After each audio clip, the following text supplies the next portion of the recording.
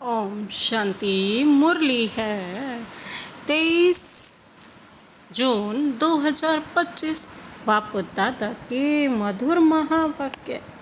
मीठे बच्चे, तुम्हारा पहला पहला सबक अर्थात पाठ है, मैं आत्मा हूँ, शरीर नहीं।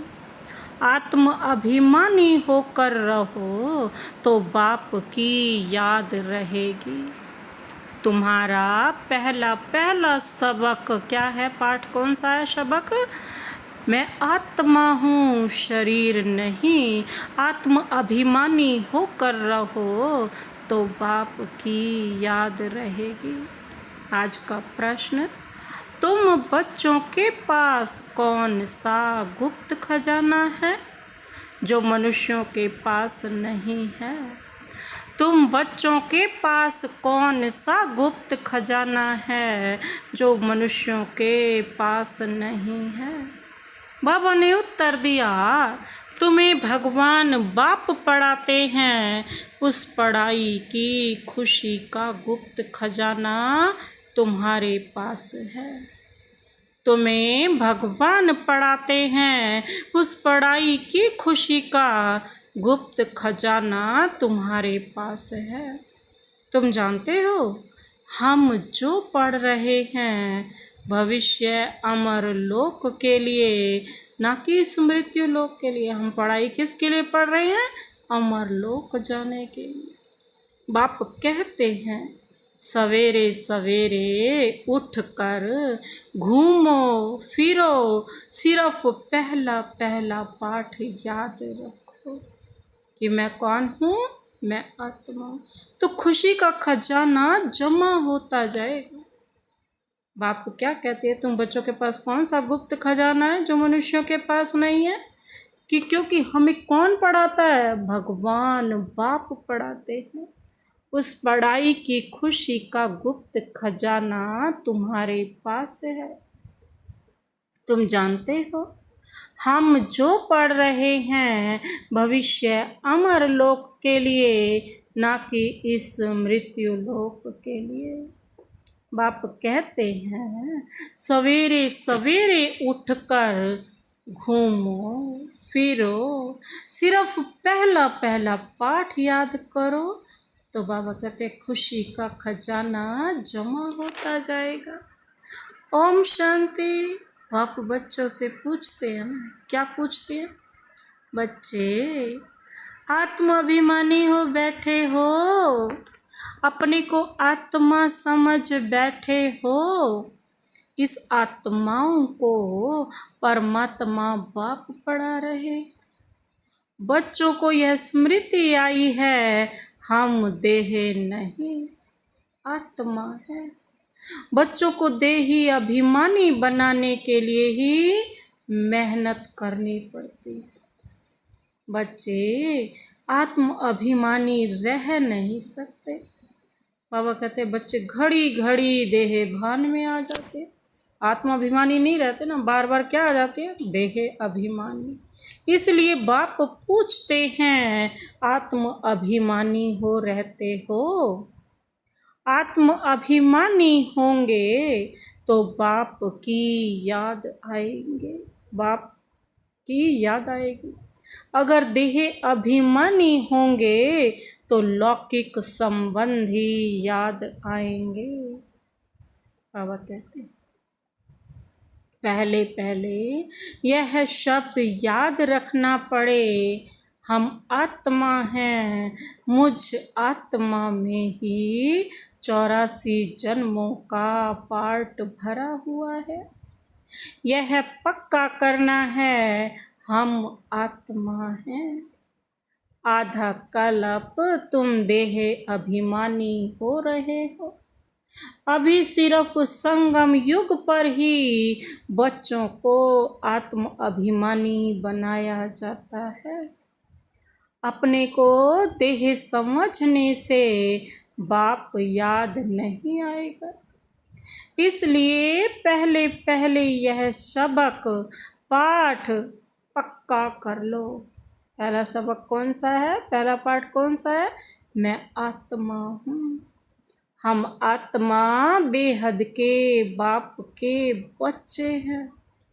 देह के बाप को याद करना कभी सिखलाया नहीं जाता, क्योंकि वो तो सामने दिखाई देता है ना, इसीलिए हर पल याद रहता है।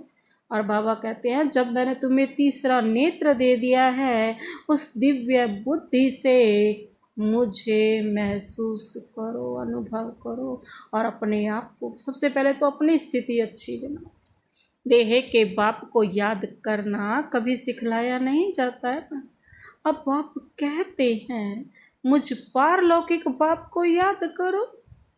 तब याद होगा जब आत्म अभिमानी बनो। जो स्वरूप बाप का है, पहले अपना उस स्वरूप में स्थित रहो। जैसा बाप वैसे बच्चे, इसीलिए अपनी स्थिति पहले श्रेष्ठ बनाओ, तभी बाप के साथ क्या हो सकता है, संबंध जुट सकता है। देह अभिमानी बनने से देह के संबंध याद आएंगे। अपने को आत्मा समझ और बाप को याद करो। बाबा कहते हैं, यही मेहनत है।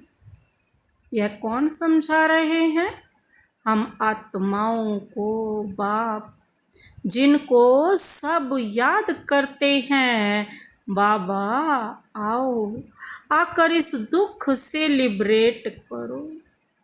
बच्चे जानते हैं, इस पढ़ाई से हम भविष्य के लिए ऊंच पद पाते हैं। अभी तुम पुरुषोत्तम संगम युग पर हो।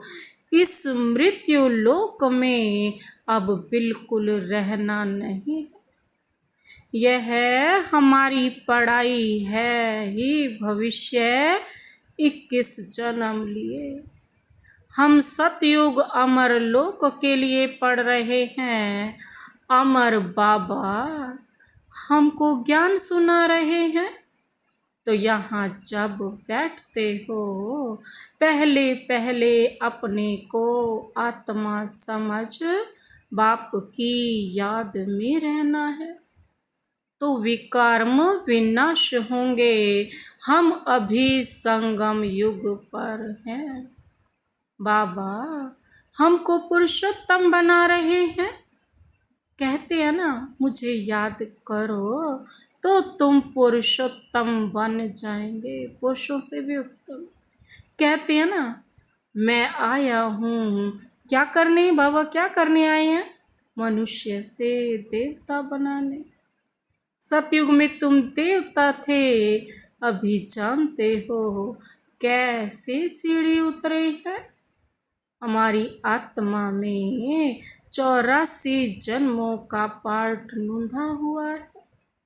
दुनिया में कोई नहीं जानते, वह भक्ति मार्ग अलग है और यह ज्ञान मार्ग अलग है।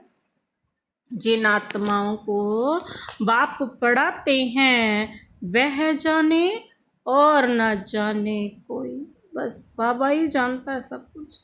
यह है गुप्त खजाना भविष्य के लिए। तुम पढ़ाते ही हो अमर लोक के लिए, ना कि इस मृत्यु लोक के लिए। अब बाप कहते हैं, सवेरे उठकर घूमो फिरो, पहला पहला सबक यह याद करो कि हम आत्मा हैं, ना कि शरीर। हमारा रूहानी बाबा हमको पढ़ाते हैं, यह दुख की दुनिया अब बदलनी है। सतयुग है सुख की दुनिया, बुद्धि में सारा ज्ञान है। यह है रूहानी स्पिरिचुअल नॉलेज। बाप ज्ञान का सागर हम सब आत्माओं का क्या है? स्पिरिचुअल फादर है। वह है देही का बाप, आत्मा का बाप, देह का नहीं, देही का बाप। बाकी तो सब देह के ही संबंधी। अब देह के संबंध तोड़ एक से जोड़ना है। गाते भी है ना, मेरा तो एक शिव बाबा, दूसरा न कोई। हम एक बाप को ही याद करते हैं ना, मेरा तो एक है, दूसरा कोई नहीं।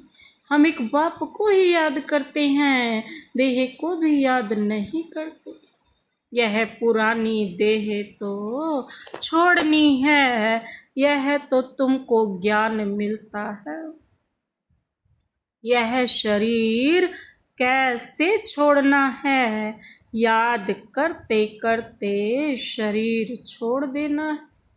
इसलिए बाबा कहते हैं, देही अभिमानी बनो, अपने अंदर घोंटते रहो। बाप, बीज और झाड़ को याद करना है। शास्त्रों में यह कल्प वृक्ष का वृतांत है, यह भी बच्चे जानते हैं। हमको ज्ञान सागर बाप पढ़ाते हैं, कोई मनुष्य नहीं पढ़ाते हैं, यह पक्का कर लेना है। पढ़ना तो है ना। सतयुग में तो देहधारी पढ़ाते हैं, यह देहधारी नहीं है। यह कहते हैं, मैं पुरानी देह का आधार ले तुमको पढ़ाता हूँ। कल्प कल्प मैं तुमको ऐसे पढ़ाता हूँ, फिर कल्प बाद भी ऐसे पढ़ाऊँगा। बाबा कहते हैं, ये तो नूंद है, अब भी ऐसे पढ़ा रहा हूँ और कल्प बाद भी ऐसे ही पढ़ाऊँगा। अब मुझे याद करो, तो बाबा कहते, तुम्हारे विकर्म विनाश होंगे। मैं ही पतित पावन हूँ, मुझे ही सर्वशक्तिमान कहते हैं, परंतु माया भी कम नहीं है। वह भी शक्तिमान है, कहाँ से गिराया है? कहाँ से गिराया माया ने? द्वापर से गिरा दिया ना। अब याद आता है ना कि 84 के चक्र का भी गायन है। यह मनुष्यों की ही बात है। बहुत पूछते हैं, जानवरों का क्या होगा? अरे यहाँ जानवर की बात नहीं, बाप भी बच्चों से बात करते हैं। बाहर वाले तो बाप को जानते ही नहीं, तो वह क्या बात करेंगे? कोई कहेंगे हम बाबा से मिलने चाहते हैं, अब जानते कुछ भी नहीं। बैठकर उल्टे सुलटे प्रश्न करेंगे। 7 दिन का कोर्स करने के बाद भी बाबा कहते हैं, पूरा कुछ समझते नहीं कि यह हमारा बेहद का बाप है। मुरली से ही नशा चढ़ता है। 7 दिन का ज्ञान समझ लो, लेकिन यह है कि मुरली समझ में आने लगती है। जब मुरली सुनने के बाद धारणा करते हैं ना, और वो है असली पढ़ाई। बाबा कहते हैं, उसके अनुरूप बनना। तो बाबा क्या कहते हैं, 7 दिन का कोर्स करने के बाद भी पूरा कुछ समझते नहीं है कि यह हमारा बेहद का बाप है। जो पुराने भक्त हैं, जिन्होंने बहुत भक्ति की हुई है, उनकी बुद्धि में तो ज्ञान की सब बातें बैठ जाती। भक्ति कम की होगी तो बुद्धि में कम बैठेगा। तुम हो सबसे जास्ती पुराने भक्त। गाया भी जाता है ना, भगवान भक्ति का फल देने आते हैं, देने के लिए आते हैं, परंतु किसको? यह थोड़े ही पता है कि किसको देने आते हैं भगवान भक्ति का फल। ज्ञान मार्ग और भक्ति मार्ग बिल्कुल ही अलग है। सारी दुनिया है भक्ति मार्ग में। फोटो में कोई आकर यह पढ़ते हैं, समझानी तो बहुत मीठी है। 84 जन्मों का चक्र भी मनुष्य ही जानेंगे ना। तुम आगे कुछ नहीं जानते थे, शिव को भी नहीं जानते थे। शिव के मंदिर कितने ढेर हैं। शिव की पूजा करते, जल डालते, शिवाय नमः करते। क्यों पूछते हैं? कुछ पता नहीं। लक्ष्मी नारायण की पूजा क्यों करते, वह कहाँ गए कुछ पता नहीं। भारतवासी ही हैं जो अपनी पूज्य को बिल्कुल जानते नहीं। क्रिश्चियन जानते हैं क्राइस्ट फलाने संवत में आया, आकर स्थापना की। शिव बाबा को कोई भी नहीं जानते। पतित पावन भी शिव बाबा को ही कहते हैं। वही ऊंचते ऊंच है ना, उनकी सबसे जास्ती सेवा करते हैं। सर्व का सदगति दाता है। तुमको देखो कैसे पढ़ाते हैं। बाप को बुलाते भी हैं कि आकर पावन बनाओ। मंदिर में कितनी पूजा करते हैं, कितनी धूमधाम, कितना खर्चा करते हैं। श्रीनाथ के मंदिर में, जगन्नाथ के मंदिर में जाकर देखो, है तो एक ही ना, जगन्नाथ जगतनाथ के पास चावल का हांडा चढ़ाते हैं। जगन्नाथपुरी में क्या चढ़ाते हैं, चावल का हांडा। और श्रीनाथ पर तो पहले माल बनाते हैं। फर्क क्यों होता है, कारण चाहिए ना। श्रीनाथ को भी काला और जगन्नाथ को भी काला कर देते, कारण तो कुछ पे नहीं समझते। जगतनाथ लक्ष्मी नारायण को ही कहते, या राधे कृष्ण को कहेंगे। राधे कृष्ण लक्ष्मी नारायण का संबंध क्या है, पूछो लोगों से कि राधे कृष्ण और लक्ष्मी नारायण का संबंध क्या है, यह भी कोई नहीं जानते। बाबा कहते अभी तुम बच्चों को मालूम पड़ा है ना कि हम पूज्य देवता थे, फिर पुजारी बने, चक्र लगाया ना। अभी फिर देवता बनने के लिए हम पढ़ते हैं, यह कोई मनुष्य नहीं पढ़ाते। भगवानु वाच है, ज्ञान सागर भी। बाबा कहते भगवान को कहा जाता है, भगवान को कहा जाता है ना। यहाँ तो भक्ति के सागर बहुत है। तो पतित पावन ज्ञान सागर बाप को याद करते हैं। तुम पतित बने फिर पावन जरूर बनना है।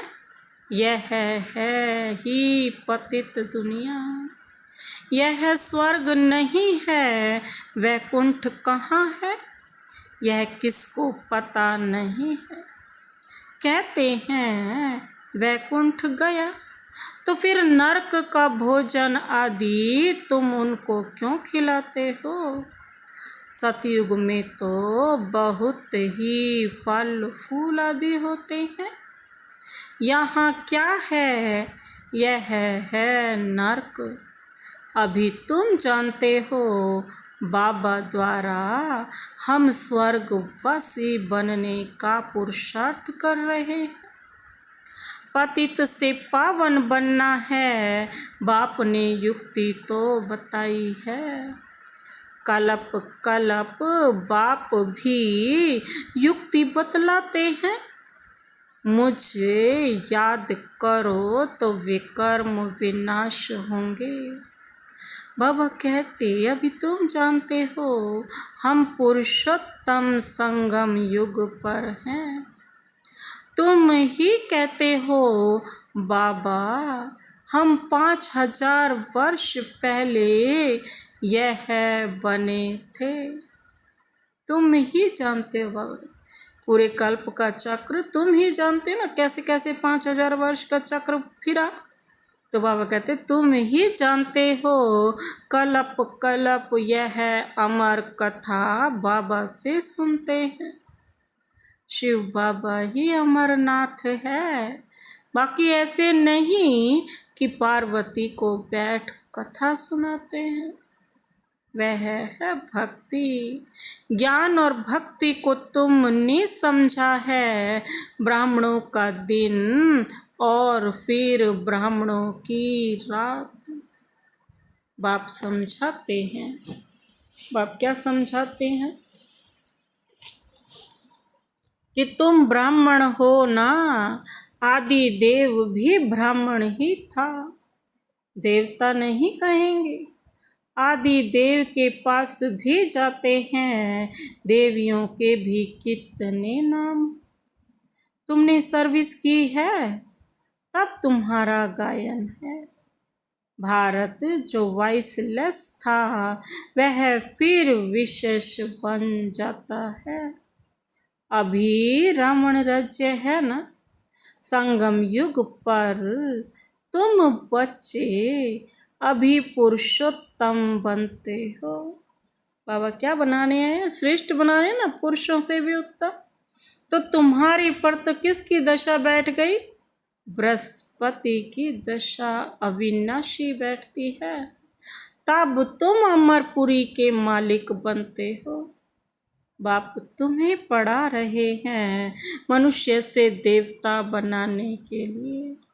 स्वर्ग के मालिक बनने को बृहस्पति की दशा कहा जाता है। तुम स्वर्ग अमरपुरी में तो जरूर जाएंगे, बाकी पढ़ाई में दशाएं नीचे ऊपर होती रहती हैं, याद भी भूल जाती है। बाप ने कहा है मुझे याद करो, गीता में भी है।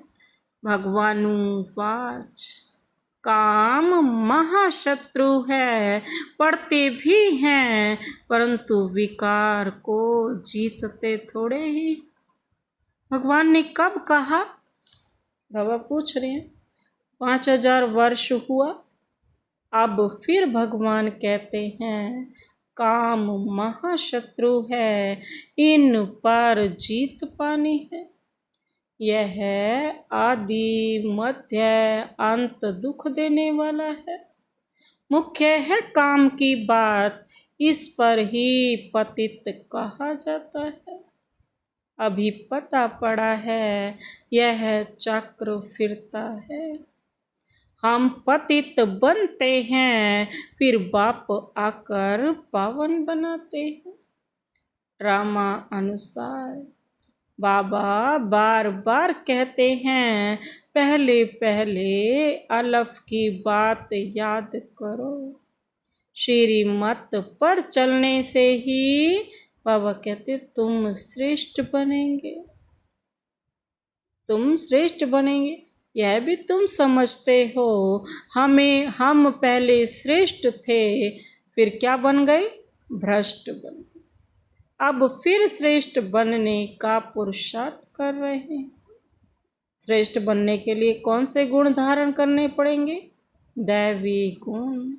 किसको भी दुख नहीं देना है। बाबा कहते सबको रास्ता बताते जाओ। बाप कहते हैं मुझे याद करो तो पाप कट जाए। पतित पावन तुम मुझे ही कहते हो ना। शिव बाबा को ही कहते हैं पतित पावन। यह कोई को पता नहीं कि पतित पावन कैसे आकर पावन बनाते हैं। कल्प पहले भी बाप ने कहा था माम एकम याद करो। यह योग अग्नि है जिससे पाप दग्ध होते हैं। खाद निकलने से आत्मा पवित्र बन जाती है। खाद सोने में ही डालते हैं, फिर जेवर भी ऐसा बनता है। अभी तुम बच्चों को बाप ने समझाया है आत्मा में कैसे खाद पड़ी है, उनको निकालना है। बाप का भी ड्रामा में पार्ट है जो तुम बच्चों को आकर देही अभिमानी बनाते हैं। बाबा कहते पवित्र भी बनना है। तुम जानते हो सतयुग में हम वैष्णव थे, पवित्र गृहस्थ आश्रम था।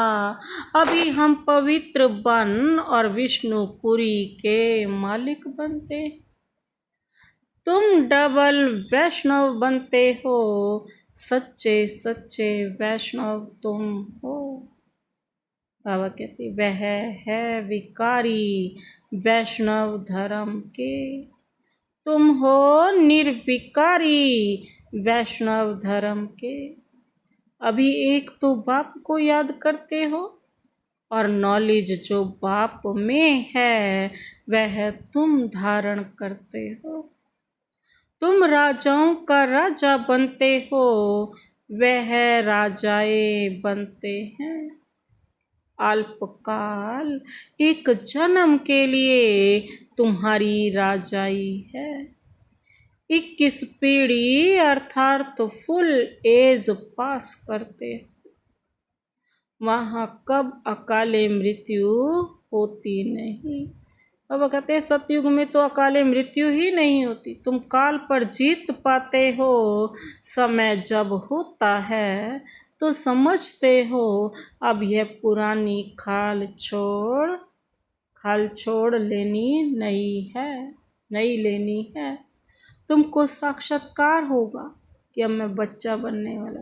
खुशी के बाजे बजते रहते हैं। तमो प्रधान शरीर को छोड़ सतो प्रधान शरीर लेना। बाबा कहते हैं यह तो खुशी की बात है ना।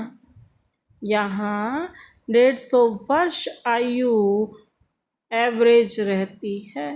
सतयुग में तो 150 वर्ष ही होती है ना। यहाँ तो अकाले मृत्यु होती रहती है क्योंकि भोगी हैं। यहाँ योगी नहीं है, यहाँ भोगी है। जिन बच्चों का योग यथार्थ है उनकी सर्व कर्मेंद्रियां योग बल के वश में होंगी। योग में पूरा रहने से कर्मेंद्रियां शीतल हो जाती हैं। अब कहते हैं सतयुग में तुमको कोई भी कर्मेंद्रियां धोखा नहीं देती हैं। कभी ऐसा नहीं करेंगे कि कर्मेंद्रियों वश में नहीं है। बाबा कहते तुम बहुत ऊंच पद प्राप्त पाते हो।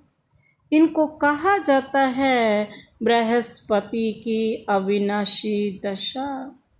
वृक्षपति मनुष्य सृष्टि का बीज रूप है। बाप बीज है ऊपर में, उनको याद भी ऊपर में करते हैं। आत्मा बाप को याद करती है। तुम बच्चे जानते हो कि बेहद का बाप हमको पढ़ाते हैं। बाबा कहते वह आते ही एक बार में है अमर कथा सुनाने। अमर कथा कहो, सत्यनारायण की कथा कहो, उस कथा का भी अर्थ नहीं समझते। सत्यनारायण की कथा से तो नर से नारायण बनते हैं। अमर कथा से तुम अमर बनते हो। बाबा हर एक बात क्लियर कर समझाते हैं। अच्छा, मीठे मीठे सिकिलदे बच्चों प्रति मात पिता बाप दादा का याद प्यार और गुड मॉर्निंग। रूहानी बाप की रूहानी बच्चों को नमस्ते। हम रूहानी बच्चों की रूहानी बाप दादा को नमस्ते नमस्ते नमस्ते। Good morning. शुक्रिया बाबा, शुक्रिया। धारणा के लिए मुख्य सार है। पहला पॉइंट है योग बल से अपनी सर्व कर्मेंद्रियों को वश में करना है। योग बल से अपनी सर्व कर्मेंद्रियों को वश में करना है। एक वृक्षपति बाप की याद में रहना है। सच्चा वैष्णव अर्थात पवित्र बनना है। योग बल से अपनी सर्व कर्मेंद्रियों को वश में करना है। एक वृक्ष प्रति बाप की याद में रहना है। सच्चा वैष्णव अर्थात पवित्र बनना है। दूसरा पॉइंट है, सवेरे उठकर पहला पाठ पक्का करना है कि मैं आत्मा हूँ, शरीर नहीं। हमारा रूहानी बाप हमको पढ़ाते हैं, यह दुख की दुनिया बाबा कहते हैं अब बदलनी है। ऐसे बुद्धि में सारा ज्ञान सिमरण होता रहे। सवेरे उठकर पहला पाठ पक्का करना है कि मैं आत्मा हूँ, शरीर नहीं। हमारा रूहानी बाबा हमको पढ़ाते हैं, यह दुख की दुनिया अब बदलनी है। बाबा कहते हैं ऐसी बुद्धि में सारा ज्ञान सिमरण होता रहे। आज का वरदान, वरदानी हाथ शिव बाबा का अपने सिर पर अनुभव करते हुए यह वरदान अपने में समाते हैं।